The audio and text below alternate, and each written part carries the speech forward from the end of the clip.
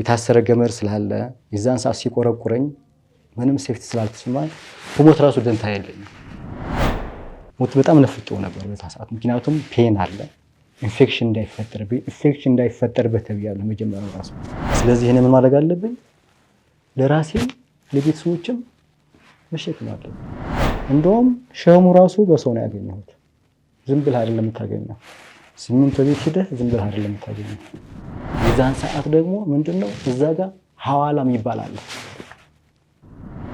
ደሞዝ እንኳን ብትቀበል 10 ሺህ ብር የምትልክ ከሆነ 6 ሺህ ብር ነው የሚደርሳቸው ለቤተሰብ 40% ሐዋላ የሚባል አለ። እዛ የሚያቀብላቸው ሰው 40% ይበላዋል። ያቺ 8 ሺህ ልትልክ 40% ትቆረጣለች። ባለቤት እርጉዝ ናት። ይበላም ይቀመስ ነገር የለም። በርበሬ በሰዓቱ 2014 1000 ብር ነበር 1 ኪሎ። ስለዚህ የዛን ሰዓት እልካለሁ እሷን፣ እኔ ለራሴ እዚች እሸክላለሁ። ቤት ኪራይ አለች። ከዛ እያልኩ ነው የምትኖረው። ከባድነቱ በሰዓቱ የነበረው ከባድ አንደኛ እዛ ጋር ያለችው ባለቤቴ ወልዳ ራሱ ሳሙና አልነበራት። ወልዳ አንድ ምሪንዳ መጥበስ ጁስ አልሻለ 150 ብር ነበር የገዛሁት ያለች። ብር የለም፣ ብታርሰው ነገር የላት። በ7 ቀን ነው የተነሳችው። ሸክሙ ነው አሁን ከባድ የሆነብኝ ጣጣ ያመጣብኝ። ያቺ በተከፋሁበት ቀን ያቺ ተሸክሜ ነገሮችን ጊዜ ለማሳለፍ ስል ግን የማይሆን ጠባሳ ጥሎብኝ አለፈ ማለት ነው። ልጆቼ ከባድ ነው ያሉት።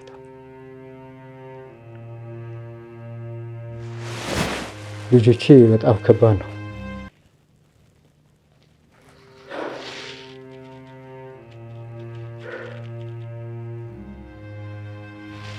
አይዞኝ እና ያ ማነው ስኳረቡ አባቴ ደህና አይደለህም ወይ?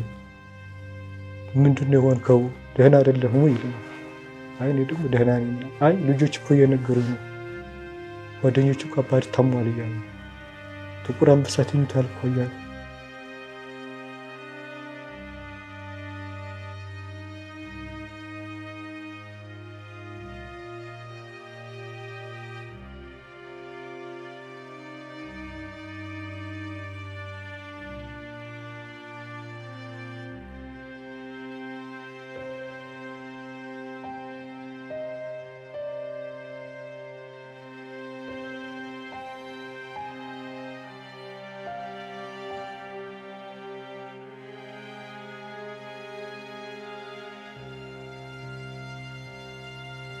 እንኳን ደስ አላችሁ። በኢትዮጵያ ብር ብቻ የሽያጭ ውላችንን እንፈጽማለን። ቴምር ሪል ስቴቶች ነን። በመሃል ፒያሳ አፓርትመንትና ሱቆችን በከፍተኛ ጥራትና ፍጥነት ያስገነባ የሚገኘው ቴምር ሪል ስቴት አሁን ደግሞ 80% የደረሱ ግንባታ ሳይቶቻችን በአያት አደባባይና በጋርመንት ለሽያጭ ያቀረበን መሆናችንን በደስታ እንገልጻለን። ክፍያዎቻችን ካለምንም የዋጋ ጭማሪ በ10% ቅድሚያ ክፍያ ብቻ ከባለ 1 እስከ ባለ 4 የመኝታ ክፍሎች አቅርበንላችኋል። ቴምር ሪል ስቴት በፒያሳ አድዋ 001 ፕሮጀክታችን ሱቆችን ላመለጣችሁ ደንበኞች ከቀድሞ ሳይት አጠገብ ግራውንድ ፕላስ 5 የገበያ ማዕከል በመገንባት በድጋሚ ሱቆችን ለሽያጭ አቅርበናል። የቀሩን ቤቶችና ሱቆች ውስን ስለሆኑ ፈጥነው ይደውሉ። ቴምር ሪል ስቴት።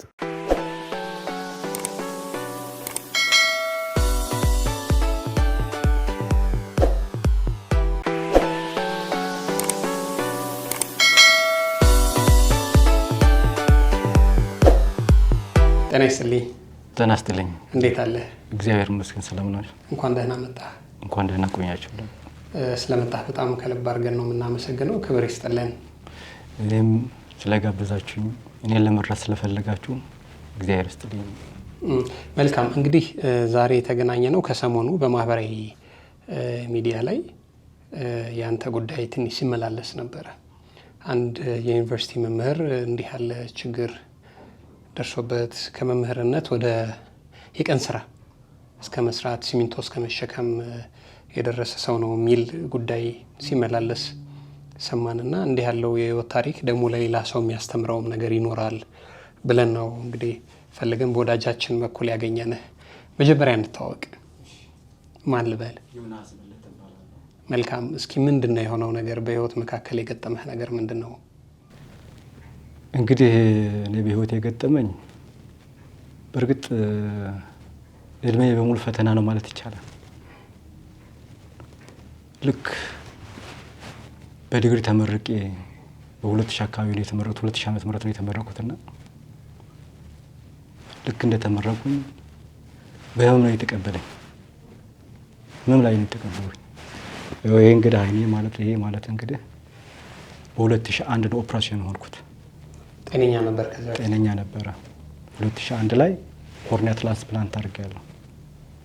ሁለቴ ማለት ነው። 5 ጊዜ ነው ኦፕሬሽን ሆንኩትና እንግዲህ ተቀጠርኩኝ። ኮርኒያ ትራንስፕላንት አደረኩኝ።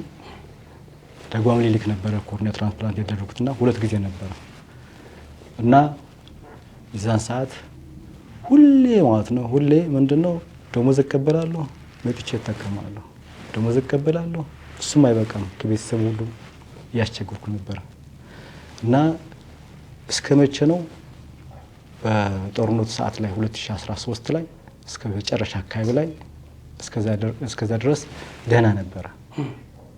ያው ነጭ የሚታየው ደህና ነበረ እና ከዛ በኋላ ምንድነው ኪኒን ወስድ ነበረ፣ መድኃኒት ይሰጠኝ ነበረ እና ያ ኪኒን ግን ምንድነው በጦርነቱ ሰዓት ላይ ግን አላገኘሁም። ያደኩበት ራያ አላማጣ አካባቢ ነው ያደኩበት። ውለት እድገትህ እዛው ነው? እዛው ነው። ከመጀመሪያ ደረጃ እስከ ዩኒቨርሲቲ ድረስ እዛው ነው የተማርከው? እዛው ነው። በቃ ታዳጊዋ ትምህርት ቤት ነው የተማርኩት።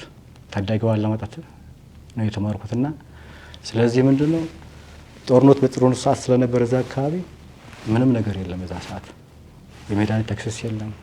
ስለዚህ ኮርኒያ ትራንስፕላንት ሴንሲቲቭ ነው፣ በጣም ሴንሲቲቭ ነው እና የዛን ሰዓት መድኃኒት የሚጨመር ነበረ፣ ድሮፕ ነበረ፣ ከዛ ደግሞ የሚዋጥም ነበረ።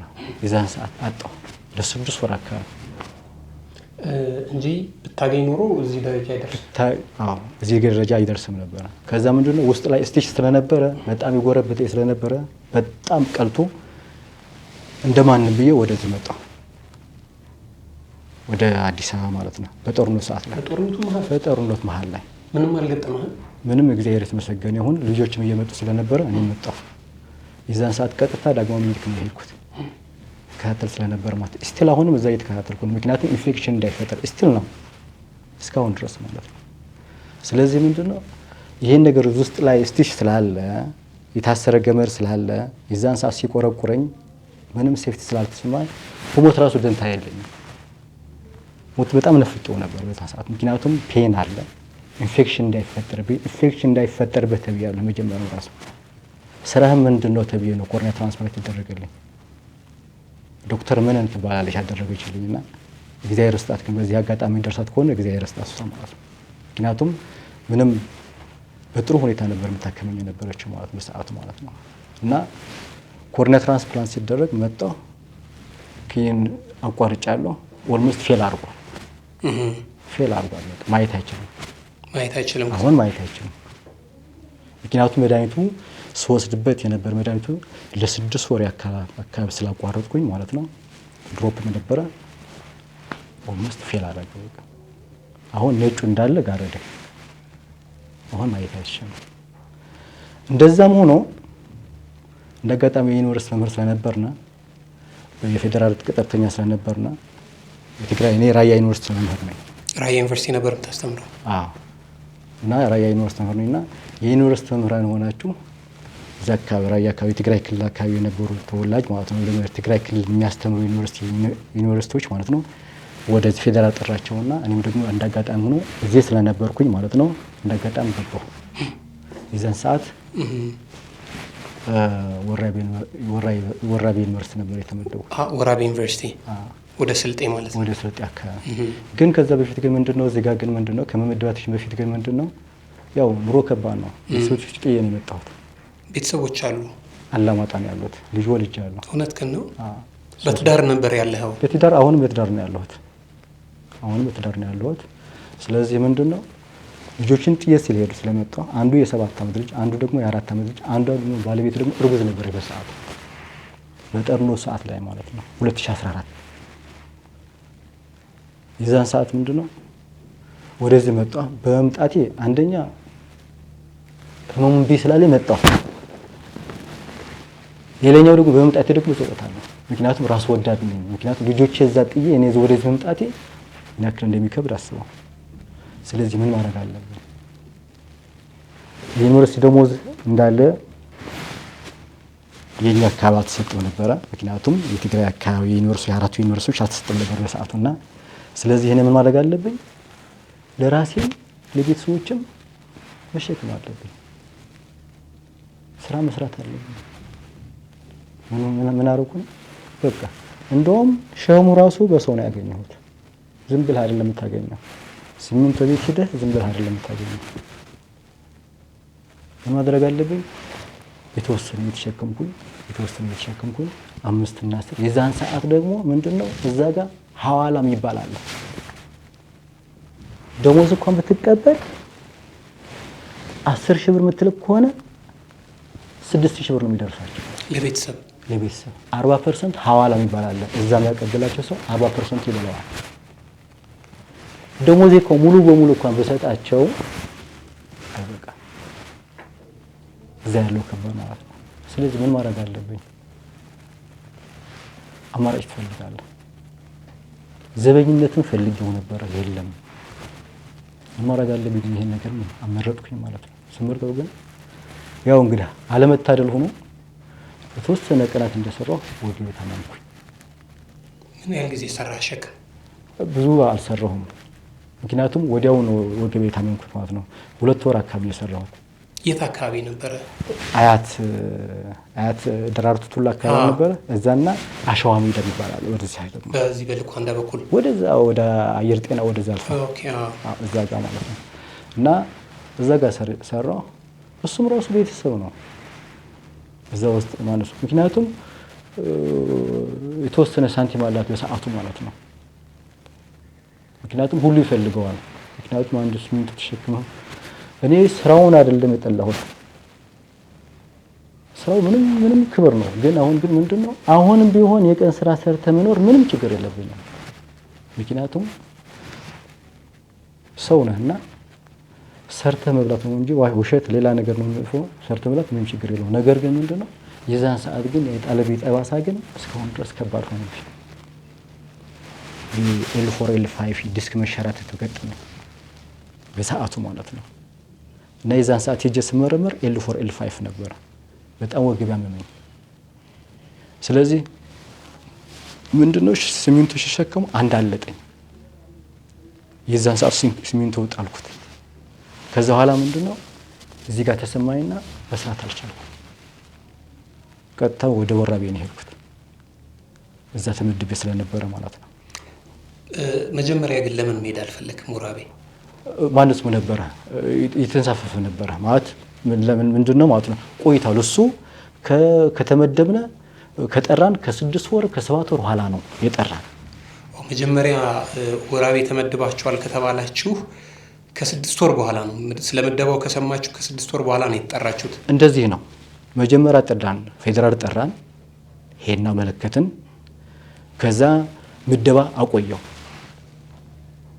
ምደባ ካቆየን በኋላ ወይ ምደባችን አናውቅም ነበር። ምደባ አቆየው። መጨረሻ ላይ ስንመጣ ማለት ነው እዚህ ላይዘን ኦፊስ አለልኛ። እያንዳንዱ ዩኒቨርሲቲ ላይዘን ኦፊስ አለው አዲስ አበባ።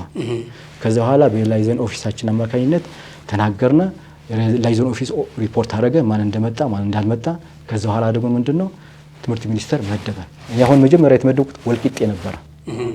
ወልቂጤ ዩኒቨርሲቲ ነበርና ወልቂጤ ዩኒቨርሲቲ ደግሞ ሄጄ ሳመለክት በእኛ ሙሉ ነው ሰው አለና። ከዛ ተመልሼ ወደ ትምህርት ሚኒስቴር መጣ። ከዛ ከመጣሁ በኋላ አመለከትኩኝ። ከዛ ቆይ ሰው ክፍተት አይተን እንመድብሃለን አሉ። በመሃል ላይ ይሄ ክፍተት ነው። አሁን በመሃል እስክትመደብ በመሃል ላይ የ6 ወር የ7 ወር ክፍተት ነበር። ስለዚህ ደሞዝ የለም። ደሞዝ አለ በየወሩ 8,000 ናት ደሞዝ የነበረችው። ያቺ 8,000 ልትልክ 40% ትቆረጣለች። ባለቤት እርጉዝ ናት። ይበላ የሚቀመስ ነገር የለም። በርበሬ በሰዓቱ 2014 1,000 ብር ነበር 1 ኪሎ።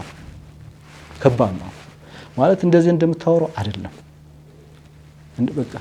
ስለዚህ የዛን ሰዓት እልካለሁ እሷን እኔ ለራሴ እዚች እሸክላለሁ። ቤት ኪራይ አለች።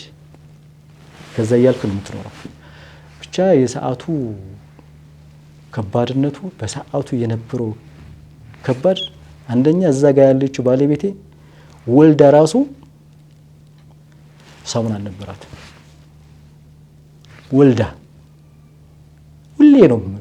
ሁሌ ነው ሳሙና የላትም። አንድ ምሪንዳ መጥበስ ጁስ አለሻለ 150 ብር ነበር የገዛሁት ያለች። ብር የለም፣ የምታርሰው ነገር የላትም። በ7 ቀኗ ነው የተነሳችው።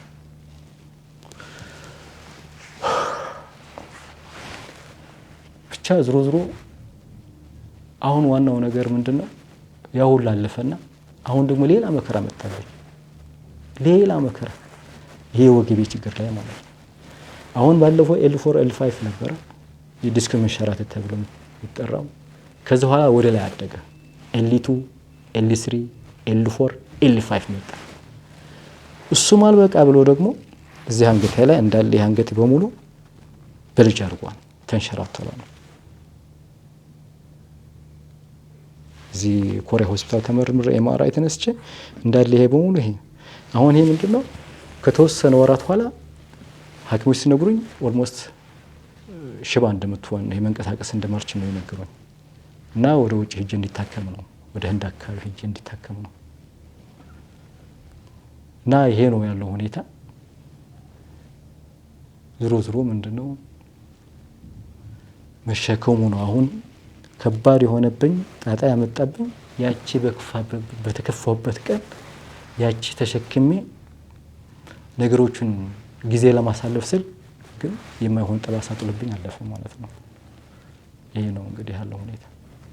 ከዛ ወልቂጤ ስራ ጀመርክ ነው? ከዛ በኋላ ስራ ሄጃለሁ። 1 አመት አስተምራለሁ እዛ። 1 አመት አስተምራለሁ ወልቂጤ ዩኒቨርሲቲ 2015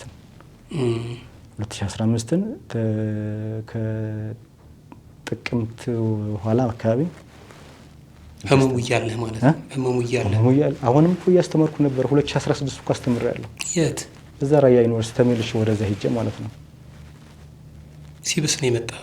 ሲብሰኝ በቃ አሁን ራሱ ማለት ነው መስከረም ላይ ክላስ ይዤ ነበር። ከዛ ቁጭ ብዬ ነበር ማስተምረው። አሁን ሲብስብኝ ቁጭ ብዬ አስተምራለሁ። ቁጭ ብለህ ደግሞ አረካም ማስተማር። ቁጭ ብለህ ማስተማር አትረካም። ከዛ በስሜት ትነሳና ትጽፋለህ፣ ታስተምራለህ፣ ምን ትላለህ፣ ቱር ታደርጋለህ ተማሪዎች ምናምን።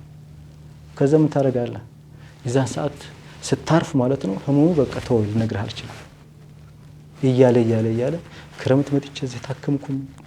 በቃ ኦልሞስት በርጅ አድርጓል። ኦፕሬሽን ነው ሰርጀሪ ነው። ከዛ መስከረም ላይ ይዤ ነበር አንድ ክላስ እንዳስተማርኩኝ አልችልም አልኳቸው።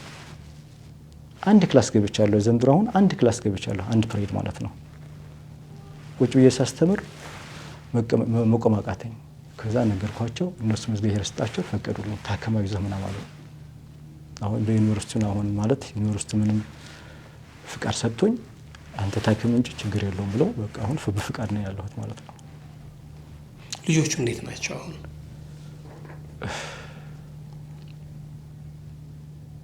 ልጆቼ ከባድ ነው ያሉት።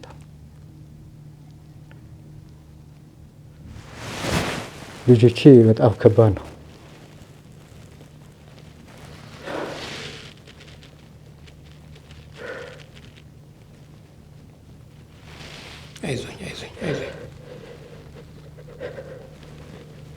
አይዞኝ በርታ። ቆይ አይዞኝ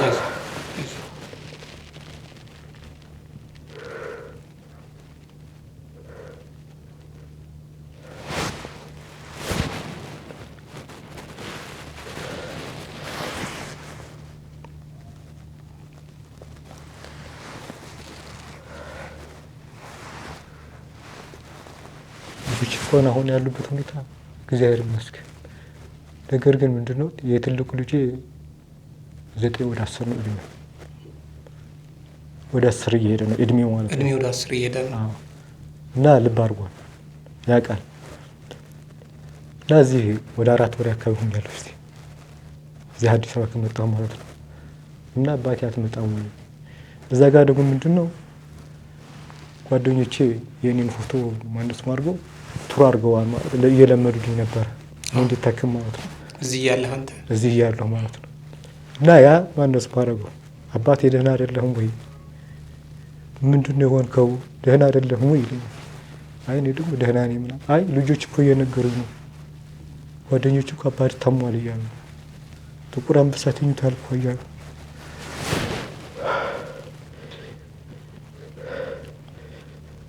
እና እኔ መረበሽ ብቻ ሳይሆን ልጆችን መረበሽ ነው ሊሆነብኝ።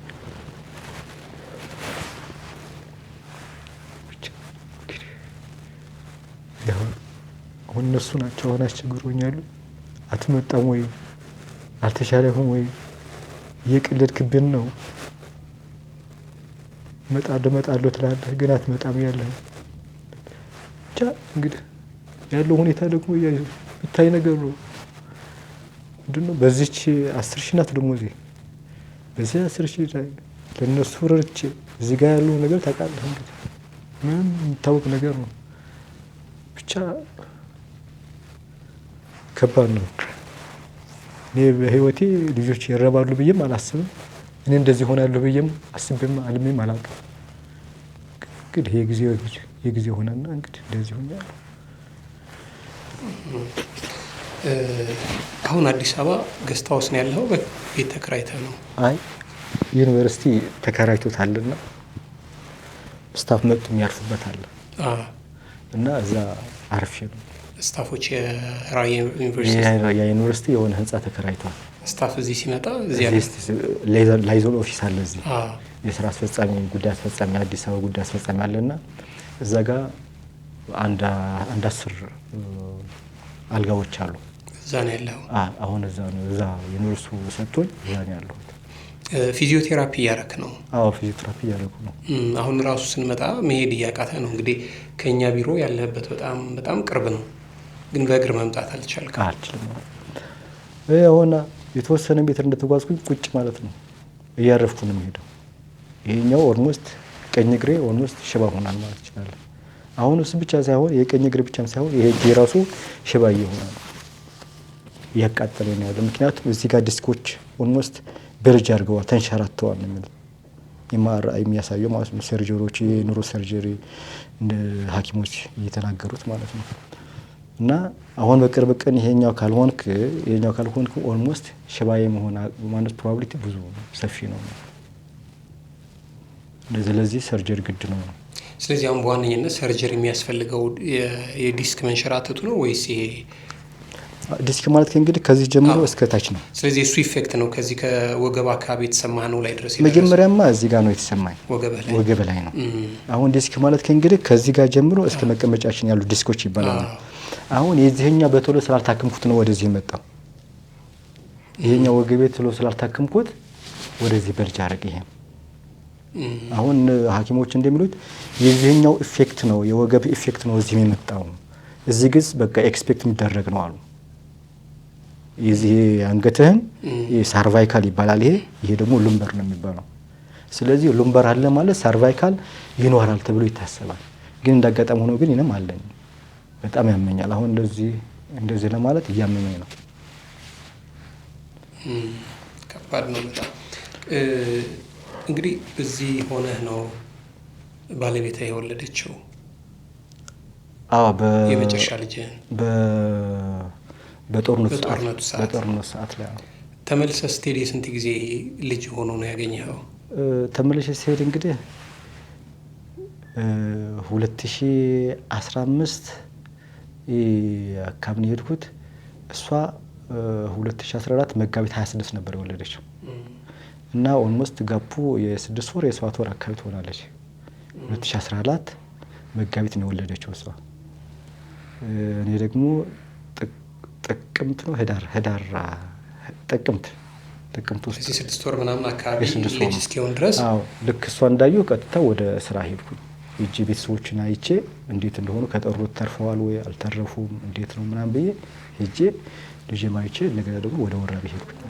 እሱም ሰቀቅ ነበር ይኖራሉ አይኖሩም የሚለው እንደው በጣም ከባድ ነው። የዛን ሰዓት አካባቢ የኛ አካባቢ ሰፈር ደግሞ ከባድ መሳሪያ ጥሏል ተብሎ ስልካቸው አይሰራ ምን አይሰራ መከራ ነበር። ብቻ እሱን አለፈ።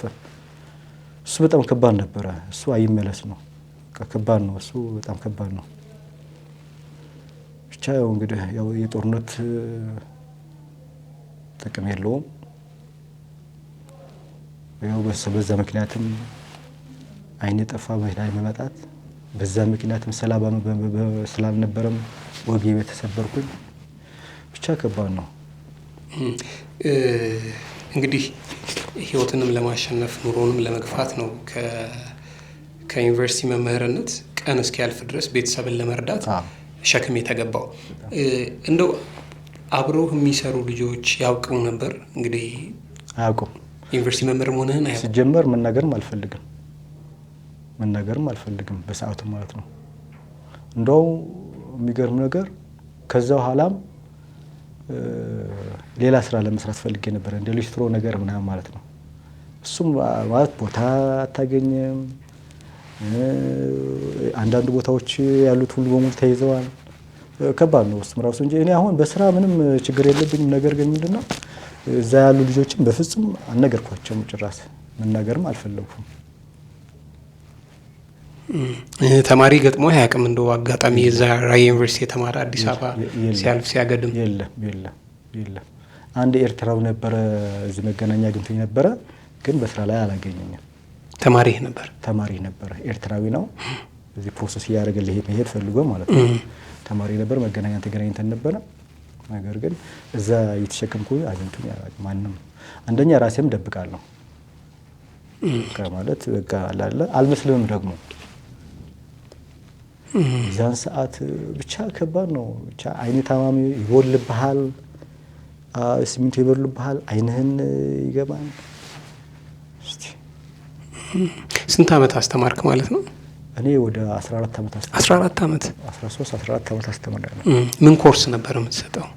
እኔ በግብርና ላይ ነኝ፣ አኒማል ሳይንስ ነኝ። በአኒማል ሳይንስ ነውና ብዙ ኮርሶች ይሰጣሉ። ኦልሞስት በአኒማል ሳይንስ ያሉት በሙሉ ዘርፎች በዚህ 14 ዓመት ሙሉ ኦልሞስት ያሰልጣቸው የለም ማለት ይቻላል።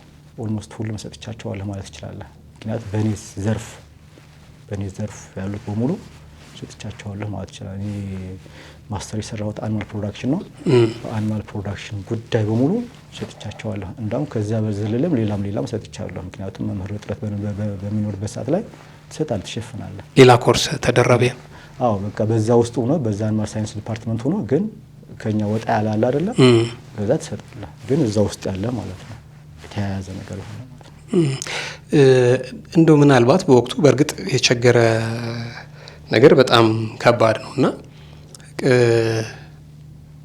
አዲስ አበባ ያን ያስተምርሃቸው እዚህ ደህና ፖዚሽን ላይ ያሉ በመንግስት ሊሆን ይችላል፣ በግላቸው ሊሆን ይችላል የነበሩ ሰዎች አልነበሩም? እንደው ለተወሰነ ጊዜ ልታስቸግራቸው የምትችላቸው ሰዎች? እንደው እኔ እንኳን ወደዛም አልሄድኩም፣ አላሰብኩትም ራሱ ይሄ ማለት ትልቅ ፖዚሽን ያላት ማለት ነው። አላቅም እኔ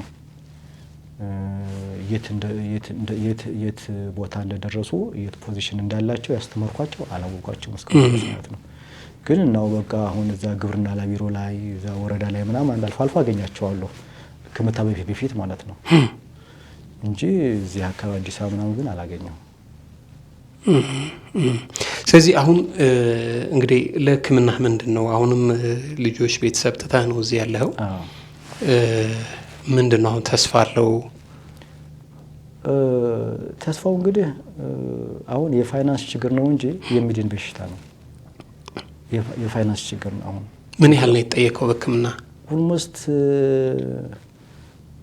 ከ2 ሚሊዮን በላይ አካባቢ ነው የተጠየቁት ማለት ነው። እና አሁን ለሁለቱ ሰርጀሪ ያስፈልገዋል፣ ለዚህኛውና ለዚህኛው ማለት ነው። እና እሱም ራሱ ቀንሱልን ምናምን እያልን በቃ ከሰዎች ጋር ከጓደኞቼ ጋር ምናምን ቀንሱልን እያልን ዲቤት እያደረግን ነው። ግን የለን ኢቭን ራሱ ምን ያክላላችሁ ብንባል ራሱ አንዱ ሆስፒታል ምን ያክላልህ አለኝ። ምንድነው ያንተ በጀት ምን ያክል ነው አለኝ። ግን የለኝም። እና ግን ምንድነው ብዙዎቹ እስከ 2 ሚሊዮን አካባቢ ነው የተጠየቁት ማለት ነው። 2 ሚሊዮን ብር ድረስ 2 ሚሊዮን ነው። አሁን ትራንስፖርት ጨምሮ ምናምን አሁን ወዘተ 9,120 ምናምን አካባቢ ነው የተጠየቁት ዶላር ማለት ነው። ስለዚህ ወደ $10,000 አካባቢ ወደ $10,000 ነው። ግን ዶርሰ መልሶ ምናምን ይሄ ለሉምበር ብቻ ነው። እቺ ይሄ ሉምበር ብቻ ነው እና ይሄ ሲጨምርበት ደግሞ ይጨምራል።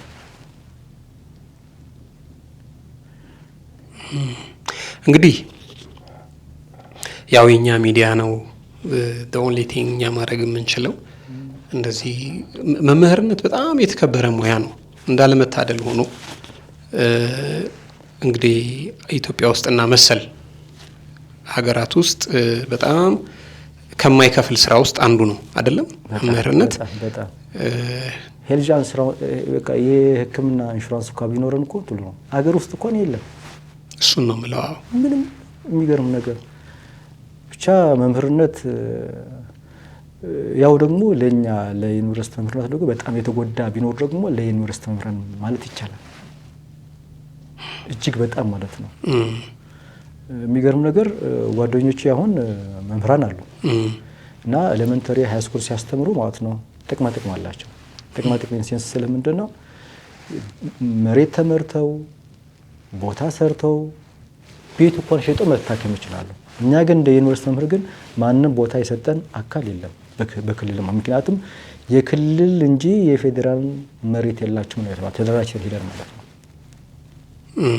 እና እስከዛ ድረስ ነው እና ብቻ ለዩኒቨርሲቲ መምህር ስትገባ መከራ ነው።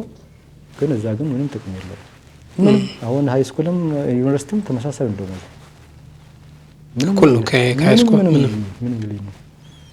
አሁን እኔ እንግዲህ 14 ዓመት ነው ማስተር ያዝኩት። ልክ 2000 ተመረኩኝ። 2001 ወደ ማስተር ሄድኩኝ። በሰዓቱ ሰቃይ ተብለን ማለት ነው። ከዛ ስኮላርሺፕ አገኘንና ሀረማ ዩኒቨርሲቲ ማስተር ተማርኩኝ። ማስተር እየተማርኩኝ ነው ኦፕሬሽን ያደረኩት 2001 ላይ አይኔን ማንደስም ብሎ አሞኝ ማለት በጣም አሞኝ በቃ ኦፕሬሽን አደረኩኝ 2001 ጳጉሜን 4 ቀን። ከዛ 2002 ላይ አቋረጥኩኝ አቃተኝ ዊዝድሮው አደረኩኝ። እንግዲህ እንዳልነው ነው የኛ ትልቁ ድርሻ ያንተን ጉዳይ ህዝብ እንዲሰማው ተመልካች እንዲያየው። በዚህ አጋጣሚ ደግሞ በእርግጥ ብዙ መምህራን ረጅም ጊዜ ከማስተማር የተነሳ ያስተማሯቸውን ተማሪዎቻቸውን ሁሉንም አያውቁ ኤክሰፕሽናል የሆኑ ኬዞች ከሌሉ በስተቀር እና ምናልባት ይህንን መሰናዶ የሚያዩ ሀገር ውስጥ ያሉ ከሀገር ውጭም ያሉ ያስተማርካቸው ልጆች ሊኖሩ ይችላሉ።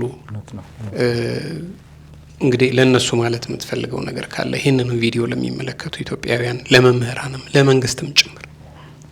እንግዲህ ምንድነው መምህር እንግዲህ ማለት የቀለም አባት ነው። የቀለም አባት ነውና ክፍያው በልጆቹ ነው። በህብረተሰቡ ክፍያ የሚከፈለው ማለት ነው። እና እንዳጋጣሚ ሆኖ እኔ አሁን ታምኛለሁ። በጣም በስቃይ ውስጥ ነው ያለሁት አሁን። ዲስክ መሻራተት የሚባል በሽታ ማለት ነው። እንግዲህ በውጭም በውስጥም ያላችሁ ልጆች ያስተማርኳችሁ ልጆች በአጠቃላይ የኢትዮጵያ ህብረተሰብ በሙሉ የኤርትራ ተወላጅ በሙሉ ኢትዮጵያና ኤርትራውያን በሙሉ እባካችሁ ተባበሩኝ እኔ ታክሜ ወደ ቤተሰቦቼ እንድቀላቀል እላለሁ። መልካም እንግዲህ በጣም ነው የምናመሰግነው። መደወል የሚፈልግ ሰው ካለ ማገዝ የሚፈልግ ሰው ካለ ያው አካውንትህንም ስልክህንም አንድ ላይ እዚህ ላይ እናኖራለን። እንደተባለው ደግሞ ይከፈታል የተባለው ጎፈንድሚም ከተከፈተ የሱንም ሊንክ አንድ ላይ እዚህ ላይ የምናኖረው ይሆናል። እንግዲህ በጣም ከልብ አድርገን ነው የምናመሰግነው። ክብር ይስጥልኝ። ለመምህራን በጣም ትልቅ ክብር አለኝ። ደግሞ እግዚአብሔር ፈቅዶ ሕክምና በሰላም ተጠናቆ በሰላም በደስታ ደግሞ መልሰን እንድንገናኝ አድርገን። አሜን። እኔም አመሰግናችኋለሁ እኔን ለመርዳት እኔም በጣም ስለማመሰግኑ ማለት ነው። በጣም እግዚአብሔር ይስጥልኝ እላለሁ። አመሰግናለሁ። ታንክ ዩ